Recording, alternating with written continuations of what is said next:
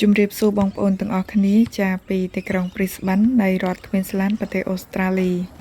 នៅក្នុងម្ដុំទីក្រុង Brisbane គឺមានផ្នែកខ្លះគឺទួលខ្លាំងណាបងប្អូនទួលដល់ថ្នាក់យើងពិបាករុញកង់រុញអីឡើងអញ្ចឹងណាប៉ុន្តែម្ដុំដែលខ្ញុំរស់នៅនេះគឺរៀបចាមានរៀបស្មើ 100% ហើយមានកន្លែងខ្លះទួលខ្លះដែរហើយឆ្នាំនេះគឺល្អខ្លាំងមែនទែនដោយសារតែអត់សូវមានមូសរាល់ឆ្នាំឲ្យតែដល់រដូវក្តៅអញ្ចឹងគឺមូសច្រើនមែនទែនបងប្អូនអើយ